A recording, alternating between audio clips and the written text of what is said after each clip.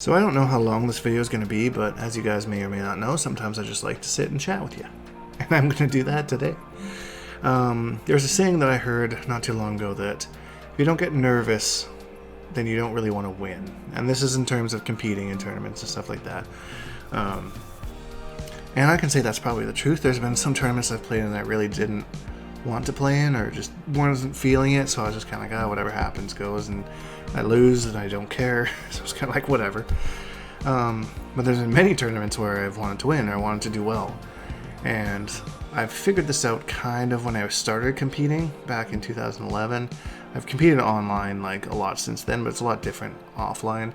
One big thing, and this is a pro tip for you guys, is that I've beaten a lot of people just on tournament experience alone. Like I can see visually that they're getting upset or frustrated at something, and I take advantage of that. You know, maybe I'll change up my playstyle to something that's a little bit more annoying, or, you know, I'll let them frustrate themselves into oblivion. At EVO 2 years ago, with Injustice 2, I played a Firestorm that was way better than me to get out of my pool, and I 100% only won that because I made him at least feel more nervous, because every match that I won, I managed to squeak out a game, and I could see he was very visibly upset about that because he was up 2-0 on me.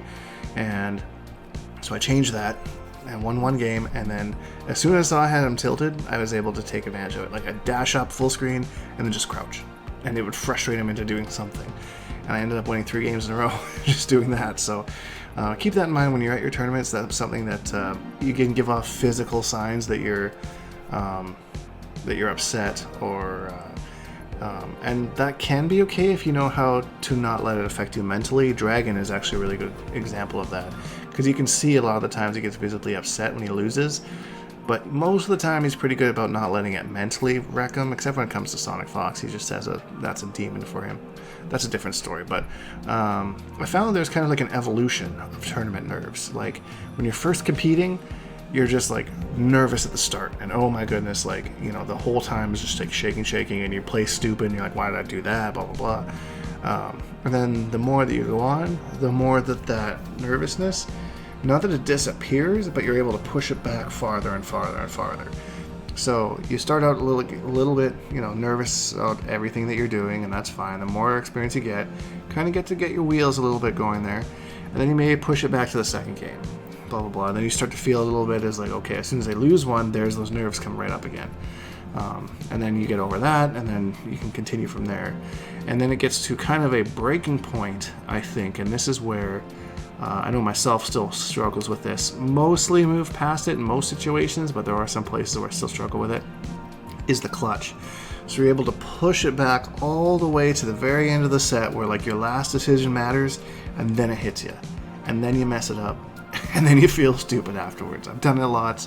Maybe you have too, I don't know. But yeah, once you can push it past that clutch kind of part, a good example is I was in Vancouver at an event called Pinnacle, and I was in Losers Finals playing against Too Easy, and if I would have won, I would have played Chris G, who sent me to Losers in the first place. So I was nervous, but I also was kind of like, well, you know, the odds are stacked against me. It's in my favor if I win. And I went 2-2 in my set with Too Easy and managed to lose the last game. After I lost the last game, I was asked to fill out a form for payout, and I couldn't even write my name. Like, I was just shaking so bad. But during the whole set, I was able to keep it together. At the end, you know, he just made a better decision than me. The whole last round kind of wasn't really my game, but I didn't feel nervous. I didn't feel those nerves in that game. It was just bad decision making. But then the nerves just smacked me like a truck afterwards. So I think if you get to that point, that's good. And I think a lot of pros will tell you that that's kind of what, you know, how they feel the nerves are, you know. It's not that they don't get them, it's just that they get them after the fact. And maybe early on in pools where, you know, there's not a whole lot to worry about for them because of seeding. Maybe it's just not there. But I'm sure if they lose a match, I'm sure out of nowhere against some guy that they have no business losing to, I bet that nervousness shows up, and then they have to go back into that control mode again. So it was just, I was talking about this with Furmonger, one of my newer friends on Xbox there. So I thought, it might be worth making a video over, because I wasn't really going to make one today. I was going to take the day off. But I thought, you know what, I think that's a good message to get out there. So if you're struggling with tournament nerves, just keep going at it. And that's why I always encourage you to enter as many online tournaments as possible. because that's just more tournament experience, you know? Even though it's not the same as offline, I will say that. It's better than nothing. And if you can't travel or you're at home, it's a good experience for you to just, you know, get those nerves out and you know, learn about controlling yourself in a competitive environment. So, hope you guys enjoyed this video. Compete, man. It's a lot of fun.